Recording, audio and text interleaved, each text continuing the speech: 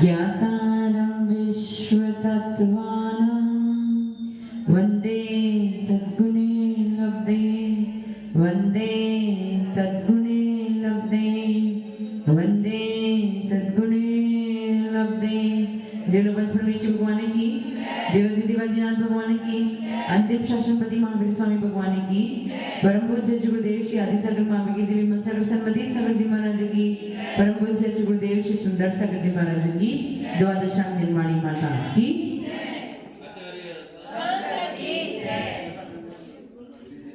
Class का अंतिम दिन, आयु कर्म कल पूरा हो गया था और अंतिम कर्म अंतराय कर्म शेष है।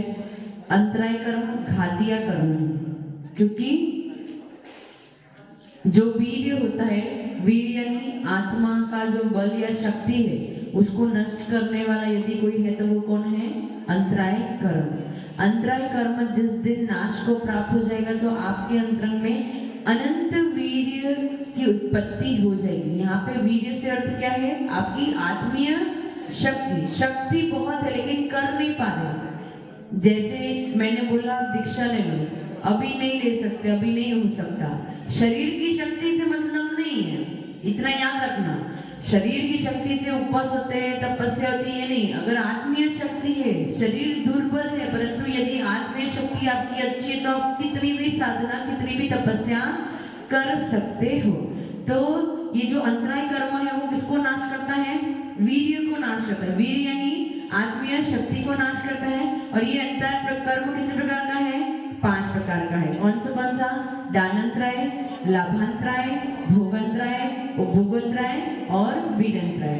दानंतराय से आप सब समझते हो कि दान में जो अंतराय कराए, दान देने में जो अंतराय कराए वो क्या है? दानांतराय कर्म। आपके हाथ से किसी साधु को अंतराय देती है तो दानांतराय कर्म। आपका भी दानांतराय कर्म, जिसके घर पे आई है उनका भी दानांतराय कर्म है, इसलिए उन साधु की अंतराय आई है। समझ में आया आप लोग को? ये दानांतराय कर्म हो गया।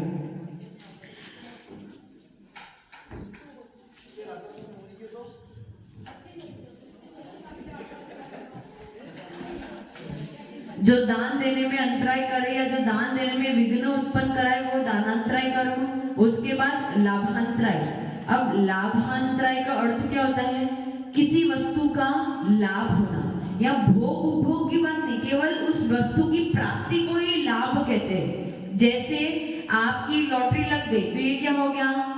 लाभ हो गया। अंतराय नहीं हुई, लाभ हो गया आपका। लाभांतराय का शोभशम हो गया। शोभशम मतलब अंतराय कम हुई और लाभ ज्यादा हुआ, तो लाभांतराय कर्म का क्षोभशम हो गया। तो आपको लॉटरी लगी, ये लाभ हुआ, परंतु उस लॉटरी में जो पैसे आए उसका भोग करना ये आपके भोगांतराय पे डिपेंड करेगा। दोनों में फर्क है। जैसे कोई साधु संत आहार कर रहे हैं,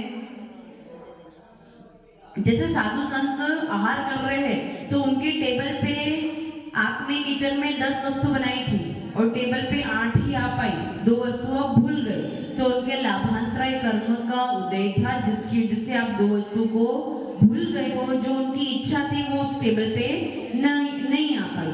परंतु यदि उनकी अंतराय आ गई तो टेबल पे तो आ गई, तो लाभ तो हो गया। मतलब टेबल पे आ गए ना, वस्तु उनको प्राप्त तो हो गई, परंतु वो भोग नहीं कर पाए। जो एक बार भोगा जाए उसे भोग कहते हैं, जो बार बार भोगा जाए उसे उपभोग कहते हैं। जैसे खाना कैसे एक ही बार भोगते हैं, 2 बार बार भोगते हैं? क्यों? आप तो बार बार खाते हो। जो एक बार खाया वो चला गया, उसको वापस रोटी जो रोटी आपने एक बार खा ली वापस बाहर निकलने वाली, उसको वापस आप भोग नहीं कर सकते, इसलिए वो भोग कहलाता है। और उपभोग यानी कपड़े हैं, गाड़ी है, मकान है, जेवर है, ये सब आपका उपभोग है, क्यों बार बार इसका भोग करते हो। तो जैसे साधु संत के थाली में सामान आ गया है तो उनका लाभ तो हो गया, यानी लाभांतराय का शोभशम तो अच्छा है, परंतु वो उसका भोग नहीं कर पाए। क्यों नहीं कर पाए? क्योंकि अंतराय कर्म का उदय आ गया, यानी कोई अंतराय आ गई। तो ये फिर कौन से अंतराय कर्म की वजह से हुआ? लाभांतराय या भोगांतराय? भोगांतराय के वजह से। परंतु किसी साधु के पास गुलाब जामुन आए और किसी के पास गुलाब जामुन नहीं आए, तो फिर ये कौन सी गलती हो गई?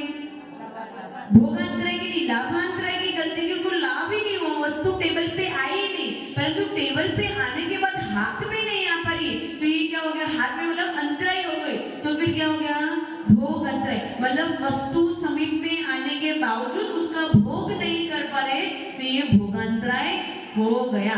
उसके बाद उपभोग अंतराय यानी वस्तु अपने पास पड़ी तो है परंतु उसका उपयोग नहीं कर पा रहे हैं। जैसे साड़ियां पड़ी है, हाँ गुलाब जामुन क्या कह रहे, आपके पास नहीं आते, यह ऐसा नहीं समझना कि उनके अंतराय कर्म का, इनकी तपस्या है, इनकी साधना है, उन्होंने त्याग कर दिया है। लाभ हो भी रहा होगा तो भी हमें नहीं चाहिए। कोई ऐसा तो नहीं बोलेगा कि नहीं गुलाब जामुन आशीष को नहीं देना, ऐसा तो नहीं है, उनका तो त्याग ही है। तो उन्होंने क्या कर दिया, उन्होंने अपने कर्म को जल्दी से उदय में लाके खिला दिया। क्या कर दिया, जो कर्म बाद में उदय में आने वाले थे, त्याग और तपस्या के बल पे उनको खींच के अभी उदय में ला दिया और उनको खिला दिया। समझ में आ रहा है मैं क्या कह रही हूँ कि नहीं समझ में आ रहा है, हाँ या ना राजू जी, कुछ कंफ्यूजन दिख रहा है, पीछे चर्चा ना करें, यहाँ पे बड़ी चर्चा चल रही है। साधु संत त्याग कर देते हैं, तो इस अपेक्षा से आपके पास भोग उपभोग की सामग्री ज्यादा है, हमारे पास कम है। उसका मतलब ये मत समझना कि हमारे भोग उपभोग अंतराय कर्म का क्षोभम कम है और आपका ज्यादा है। उसका मतलब ये मत समझना कि आप लोग पुण्यशाली और हम पापी जीव, ऐसा नहीं है। हमारे पास भी भोग उपभोग की सामग्री थी, हमारा क्षोभम भी था, परंतु हमने क्या कर दिया, उसे त्याग कर दिया, हमें वो नहीं चाहिए, इसलिए हमने क्या कर दिया, उन कर्मों का उदय जल्दी में आके उसे खिला दिया।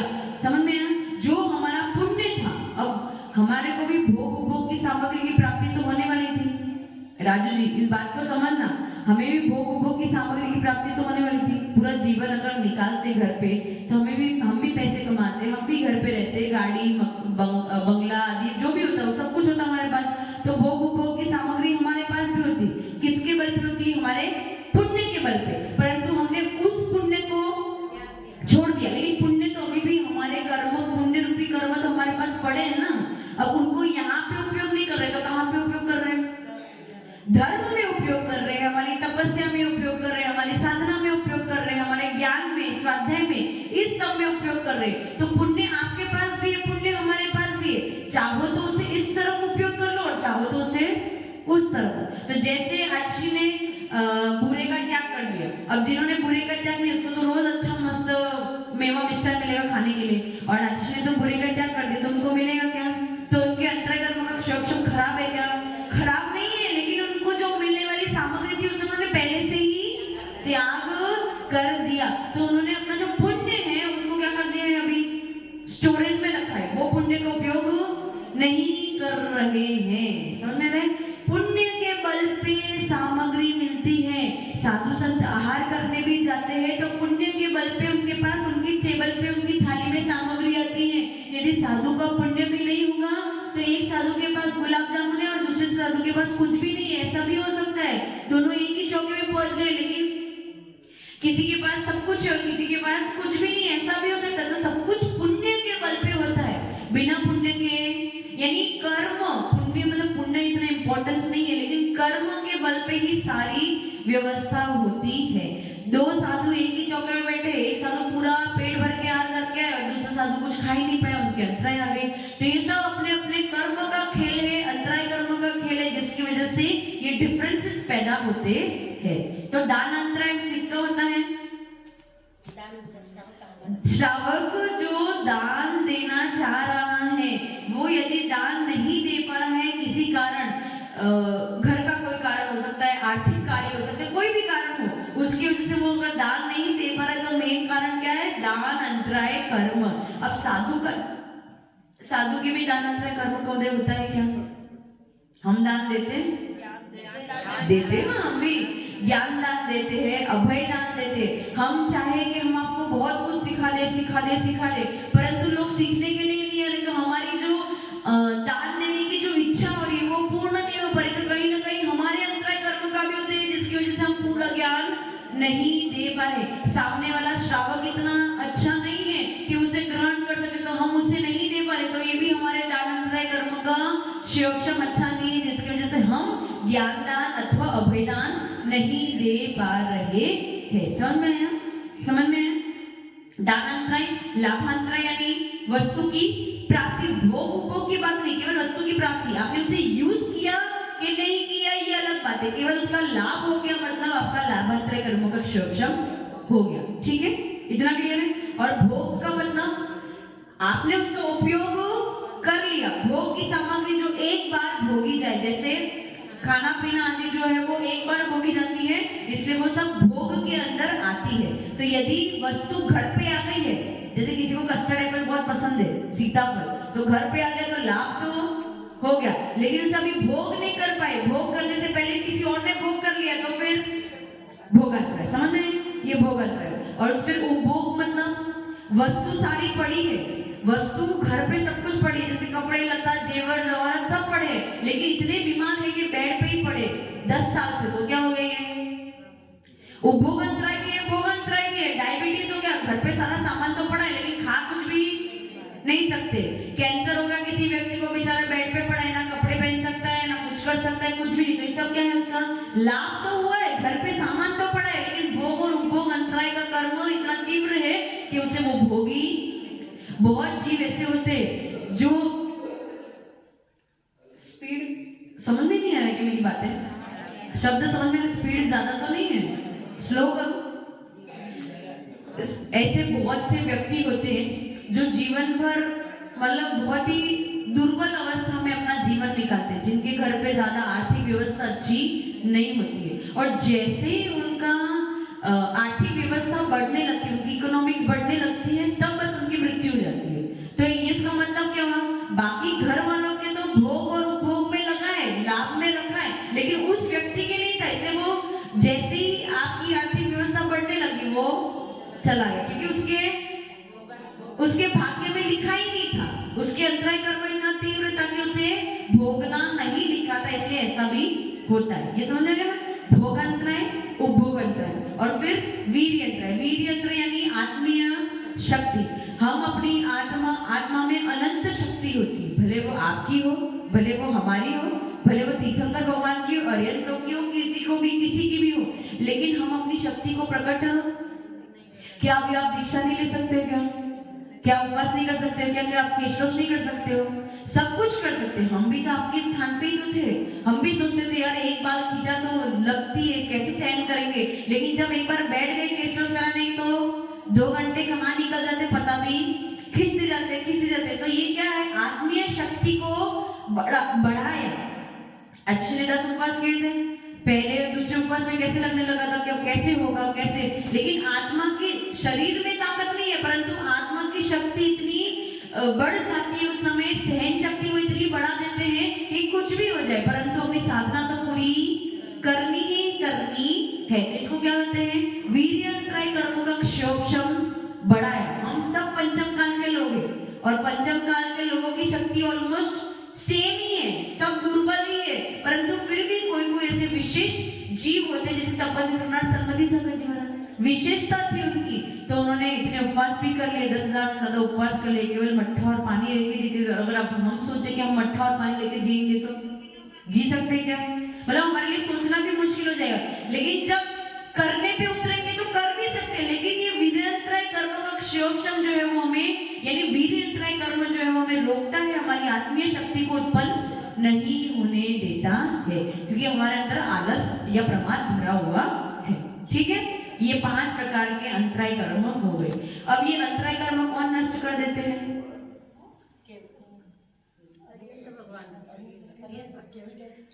केवल ज्ञानी अरिहंत भगवान ये 5 अंतराय कर्मों को नष्ट कर देते हैं। अच्छा, जिन्होंने दान अंतराय कर्मों का नष्ट कर दिया, वो उनके साथ क्या होगा? अंतराय कर्म क्या कर रहा था? बीच में विघ्न डाल रहा था, तो आपने उस अंतराय कर्म को हटा दिया, तो अब वो विघ्न, तो मतलब अरिहंत भगवान क्या करेंगे?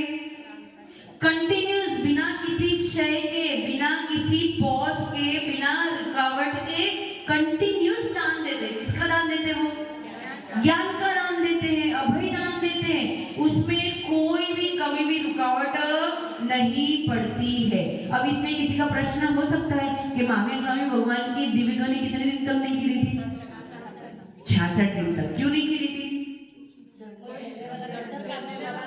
तो उनके दानत्रय कर्म का उदय थे महावीर भगवान के, वो दान कहां दे पाए? ज्ञान दान नहीं दे पाए।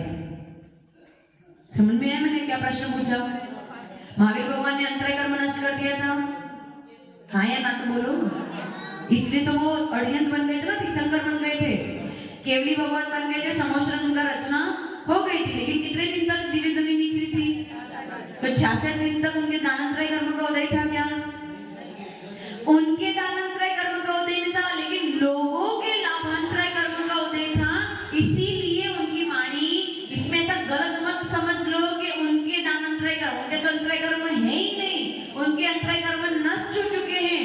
आप लोगों के यानी जो जीव उस समय उपस्थित थे या जो गणधर बनने वाले थे, उनके लाभांतरय कर्म का उदय था, जिसकी वजह से महावीर स्वामी भगवान की दिव्य ध्वनि नहीं खिली। यदि साधु का यहाँ से विहार हो जाए और आपके गांव में कोई साधु नहीं हो, तो किसके कर्म का उदय है?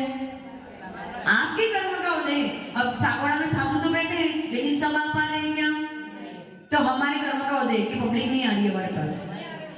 जो नहीं आ रहे हैं उनके कर्म का उदय। हमें तो फर्क ही नहीं पड़ रहा है, आओ तो ठीक है, नहीं आओ तो भी ठीक है, हमें तो अपना ज्ञान अध्ययन करना ही है, वो हम कर लेंगे, आपके साथ बैठ के कर ले, हम स्वयं कर ले, करना तो है। समझ में? तो उल्टा नहीं समझना। महावीर स्वामी भगवान का एग्जाम्पल मैंने इसीलिए दिया कि कोई व्यक्ति सोच सकता है कि 66 दिन तक उनकी वाणी नहीं खिली, तो उनके कर्म का उदय था। तो उनके कर्म का उदय नहीं था, सामने वाले व्यक्तियों का उदय था, कर्म का उदय था, जिसकी वजह से उनको उनकी दिव्य ध्वनि का लाभ नहीं हो रहा था। क्लियर? इतना क्लियर हो गया? तो भगवान अरिहंत भगवान जो है वो कंटिन्यूस दान देते। किसका? अभय दान। अभय दान जैसे इस मुद्रा में वो बैठे, तो उनको देख देख के कितने लोगों की विशुद्धि बढ़ रही थी, कितने लोग परिणाम की विशुद्धि बढ़ा रहे थे, कितने लोग उनको देख देख के तपस्या कर रहे थे, कितने लोग उनको देख देख के मुनि बन रहे थे। तो उनको अभय दान तो वो फिर भी दे ही रहे थे ना, इच्छा पूर्वक नहीं दे रहे थे, लेकिन फिर भी उनका अभय दान चला ही जा रहा था। ठीक है? इतना क्लियर हो गया? उसके बाद भोग अंतराय कर्म भी उन्होंने नष्ट कर दिया। तो वो क्या भोग रहे होंगे? खाना पीना तो है नहीं, कौला होता है क्या हरियंतों का? तो फिर क्या भोग रहे हैं? उनके पास जो परम औदारिक शरीर के योग्य जो परम पुद्गल परमाणु है, इस पूरे वातावरण में कुछ पुद्गल परमाणु परम होते। परम यानी सर्वोत्कृष्ट, सबसे बेस्ट। तो वो सबसे बेस्ट वर्णनाएं किनके पास जाती है? उन हरियंतों। तो कंटिन्यूस उन वर्णनाओं का वो भोग करते रहते हैं, उनका शरीर को ग्रहण करते रहते हैं। इसलिए वो क्या हो गया? उनका भोगंतराय कर्म नष्ट हो गया, इसलिए कंटिन्यूस वो भोगे जा रहे। उसके बाद कौन सा अंतराय कर्म है? उपभोग। अष्टप्रातिहरि, बाकी पूरा समोश्रण का विभूति, वो सब उनके पास कंटिन्यूसली बिना किसी क्षय के, बिना किसी रुकावट के उनके पास रहता है। इसलिए उनके उपभोग अंतराय कर्म का क्षय हो चुका है। और वीर्य अंतराय तो आत्मा, तो उन्होंने अपनी आत्मीय शक्ति को अनंत बल उन्होंने प्रकट कर दिया है। अब उसमें कभी भी कमी होने वाली नहीं है। और लाभांतर यानी समोश्रण आदि जो विभूति है उनके पास वो हमेशा रहने, हमेशा मतलब जब तक वो अरिहंत अवस्था में तब तक रहेगी। इसलिए वो लाभ, दान, लाभ, भोग, उपभोग और वीर्य अंतराय को नष्ट करने पर अरिहंत के पास बिना किसी रुकावट के सारी वस्तु उपलब्ध होती रहती है। समझ में? ठीक है? और फिर बोलेंगे अरिहंत के पास तो सब कुछ है, लेकिन सिद्धों के पास क्यों नहीं है? सिद्धों ने भी अंतराय कर्म नष्ट कर दिया ना, परंतु सिद्धों के पास वो शरीर नहीं है जिसके द्वारा वो भोग और उपभोग कर सके। शरीर होगा तो आप भोग सकते हो, शरीर नहीं होगा तो क्या दान दोगे, क्या भोगोगे, क्या उपभोग करोगे? समझ में आ रहा है? बिना शरीर के। और सिद्धों के भी अंतराय कर्म नष्ट हो गया, लेकिन उनके पास शरीर नहीं है, इसलिए वो दिखता नहीं कि उनका अंतराय कर्म कैसे नष्ट हुआ है या कैसे कार्यकारी है। लेकिन सिद्धों ने सारे कर्म नष्ट कर लिए हैं। ये तर्क और वितर्क होते हैं जो हमें आपसे पूछा जा सकता है कि ऐसा क्यों, तो ऐसा उत्तर आप दे सकते हो। क्लियर हो गया? कोई प्रश्न पूछना है? भगवान के दान में तो अभय दान लेंगे क्या? ज्ञान दान अभय दान दोनों ले सकते हैं। अभय, हाँ, और श्रद्धा ठीक है, उसको आप मान लो। बाकी ज्ञान दान अभय दान बोल दो तो भी उसमें सब कुछ आ जाता है। दान में तो अभय और लाभ में समर्पण। हाँ, भोग में शरीर वर्तमान, उभय में अष्टप्राति आदि जो भी उनका वैभव है वो सब, और वीर्य में तो आत्मीय शक्ति, वो तो ऑलरेडी उत्पन्न कर चुके हैं आत्मीय शक्ति। उनकी अनंत आत्मीय शक्ति उत्पन्न हुई, इसलिए तो उनके पास केवल ज्ञान भी है, केवल दर्शन भी है। क्योंकि केवल ज्ञान झेलने के लिए, इतना याद रखना, अगर आपको ज्ञान झेलना भी है ना, अगर ज्ञान को बढ़ाना है तो उसके लिए भी आपको अपनी आत्मीय शक्ति को बढ़ाना पड़ेगा, तो ही आपका ज्ञान बढ़ेगा। ऐसा मत समझो कि आत्मा में शक्ति नहीं और ज्ञान बढ़ जाएगा, तो ऐसा नहीं हो सकता। केवल ज्ञान तब तक उत्पन्न नहीं होगा जब तक अंतराय कर्म का क्षय, अंतराय कर्म क्षय होगा, तब आपकी आत्मीय शक्ति बढ़ जाएगी, अनंत आत्मीय शक्ति उत्पन्न। और जब अनंत आत्मीय शक्ति उत्पन्न होगी तभी आप उस केवल ज्ञान, केवल ज्ञानी को हर वस्तु, हर पर्याय, हर द्रव्य जो भी है सब कुछ एक साथ दिखता है। और आप केवल विचार कर लेना, जिस व्यक्ति को अगर 10 लोग यहाँ पे एक साथ बैठ के बोलेंगे तब वो समझ में आएगा, लेकिन उन केवल ज्ञानी को इस 3 लोक में जो वस्तु जहां है वो क्या हो रहा है क्या नहीं हो रहा है सब कुछ एक साथ समझ में आ रहा है। तो उतने ज्ञान को झेलने के लिए उतनी आत्मा में शक्ति भी चाहिए। इसलिए शक्ति बढ़ाओगे, कौन सी आत्मा की शक्ति बढ़ेगी तो सब कुछ अपने आप बढ़ना प्रारंभ हो जाएगा। ठीक है, और कोई प्रश्न? कोई प्रश्न नहीं है या फिर आपको सब कुछ समझ आ गया? आत्मा में अनंत शक्ति है, अनंत वीर्य है, लेकिन आत्मा में अनंत वीर्य है, लेकिन फिर भी वो कर्म उसके ऊपर ज्यादा हावी हो रहे हैं, तो आत्मा उसको कर्मों से अपने आप को मुक्त नहीं कर पा रहा है। तो इसका मतलब कि कर्म ज्यादा शक्तिशाली है क्या? कर्म ज्यादा शक्तिशाली नहीं, आत्मा ही ज्यादा शक्तिशाली है। सत्य तो यही है कि आत्मा ही शक्तिशाली है, लेकिन आत्मा के अंदर बैठे हुए जो राग, द्वेष और प्रमाद के भाव है, जो विकारी भाव है, वो आत्मा को अपनी शक्ति उत्पन्न करने नहीं दे रही है, इसलिए कर्म उस पे हावी हो रहे हैं। तो वो ज्यादा शक्तिशाली है मतलब? कौन? जो दूसरे जो भाव है और जो पुद्गल है, भाव भी शक्तिशाली नहीं है। जो कर्म के जो पुद्गल है, आत्मा उसको पुद्गलों से छुड़ा नहीं पा रहा है। किसकी आत्मा? स्वयं की आत्मा जो है। किसकी? दुर्बलों की आत्मा।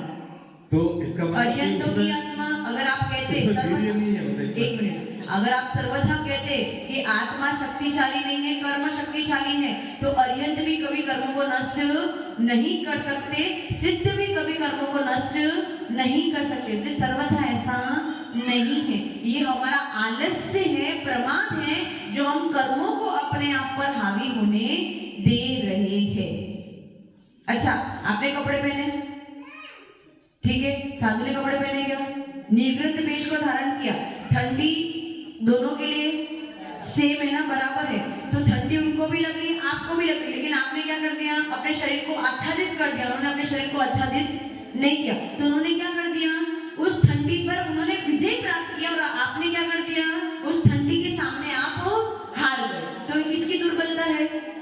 ये आपके स्वयं की आत्मा की दुर्बलता है, जबकि शक्ति बहुत है, लेकिन अपनी शक्ति को आप समझ नहीं पा रहे हो कि मेरे अंदर में भी वैसी शक्ति है।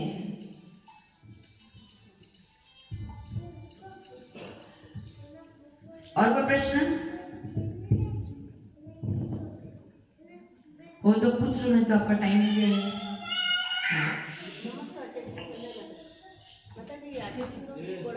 जब समाधि संलेखना होती है तो मुनि पद भी छोड़ना पड़ता है, वो कैसे? समाधि और संलेखना होती है तब मुनि पद नहीं, आचार्य पद आदि जो बड़े बड़े पद होते हैं वो भी छोड़ने पड़ते हैं। कोई भी प्रकार का परिग्रह, क्योंकि आचार्य पद एक परिग्रह है, मैं आचार्य पद पे विराजमान हूँ, ये क्या हो गया? आपका अभिमान की पुष्टि, मान की पुष्टि हो गई। तो उस समय आप, क्योंकि आचार्य पद जब होता है तो मन में बहुत विकल्प होते हैं, शिष्य का निग्रह करो, अनुग्रह करो, शिष्य को पालन पोषण करो, शिष्य का हुआ के लिए। लेकिन अगर आपने आचार्य पद छोड़ दिया तो कोई भी विकल्प नहीं। अब जो नए आचार्य होंगे उनका काम है कि वो विकल्प उत्पन्न करें। मेरा काम क्या है? केवल अपनी आत्मा में लीन होना, अपनी आत्मा का ध्यान करना है। इसलिए जो मुनिराज लास्ट में समाधि संलेखन आदि करते हैं तो अंत में क्या करते हैं? अपने आचार्य पद का भी त्याग कर देते हैं, उपाध्याय पद का भी त्याग कर देते हैं। केवल मुनि अवस्था में वो समाधि या संलेखना करते हैं कि साधु का जो साधना करे वो साधु, इसलिए अंत में वो साधु बन के समाधि संलेखना करते हैं। किसी प्रकार का वो परिग्रह नहीं है। परिग्रह केवल आप ये मत मानो ये पुस्तक परिग्रह है, ये माला परिग्रह, ये परिग्रह, ये बहुत बड़ा परिग्रह नहीं है। परंतु इनके प्रति जो मूर्छा पड़ी है या जो आपका भावों का परिग्रह है उसको हटाने की जरूरत है। समझ में है? ठीक है, समझ में है ना? और कोई प्रश्न? हाँ, कुछ माइक दे दो।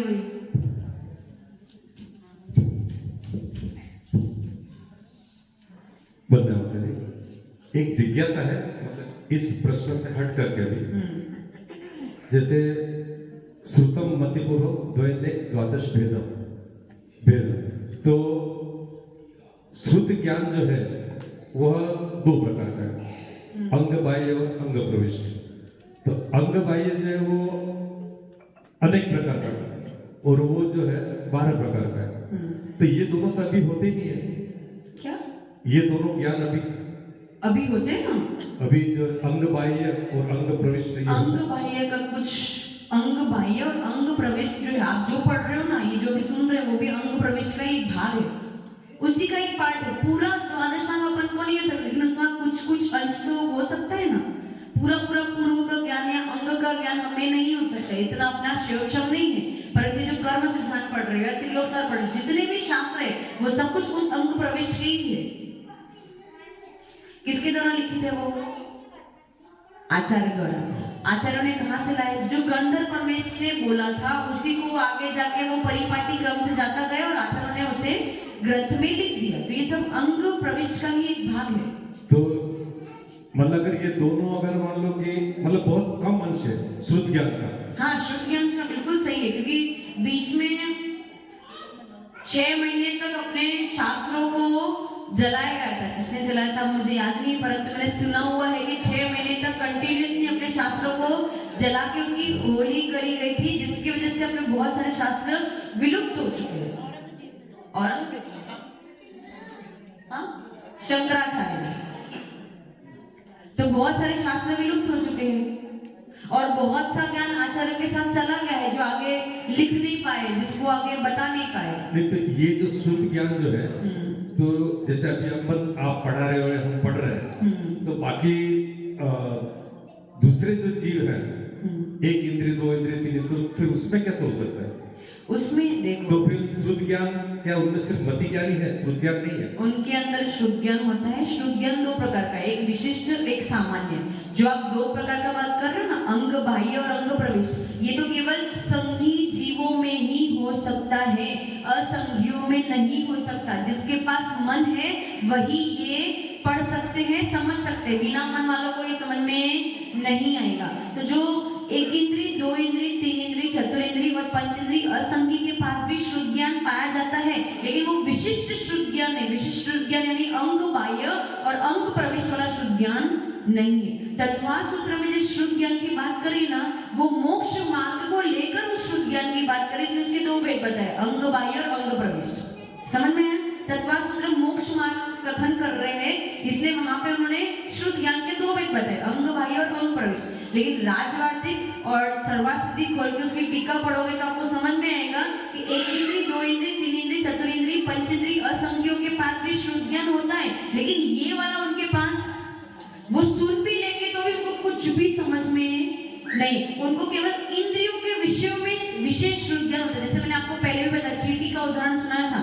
चींटी नाक से सूंघती, उसके पास घ्राण इंद्रिय होती, तो चींटी नाक से सूंघेगी तो नाक तक वो जो भी खुशबू है वो आ गई, तो उसने जान लिया ये मति ज्ञान हो गया। वो क्या हो गया? मति ज्ञान। परंतु उसके पास उसको जाना है, ये कौन बताएगा? शुद्ध ज्ञान। जैसे पेड़ का भी बताया था, पेड़ की जो जड़ें होती है वो कहाँ जाती है? जहाँ पे निधि गड़ी हुई होती है वहां पे जाती है। तो निधि घड़ी है, ये किसने बताया? स्पर्श इंद्रिय ने बताया। उसके पास केवल स्पर्श इंद्रिय थे, लेकिन उसको वही जाना है, वही बढ़ना है, वो किसने बताया? श्रुत ज्ञान ने बताया। समझ में? ये उनका सामान्य श्रुत ज्ञान है, अपने पास विशिष्ट श्रुत ज्ञान है। और कोई प्रश्न? समय हो चुका है और आपकी क्लास भी पूरी हो चुकी है। 8 ही कर्म अपन पढ़ चुके हैं। अब बात तो तब सफल हो जब 8 कर्मों को आप नष्ट कर दो, हम भी नष्ट कर दे, तभी जाके सिद्ध अवस्था को प्राप्त कर सकते हैं। आइए सरस्वती माता के चरणों में वंदन करेंगे, नमन करेंगे। ओम ह्रीं वाग्वादिनी द्वादशांगिनी हंसगामिनी वीणा वादिनी शुद्धातम का सार बताए सरस्वतीभ्यो सरस्वतीभ्यो सरस्वतीभ्यो। जय द्वादशांग निर्माणी माता की। आचार्य गुरुदेव सुंदर सागर जी महाराज की।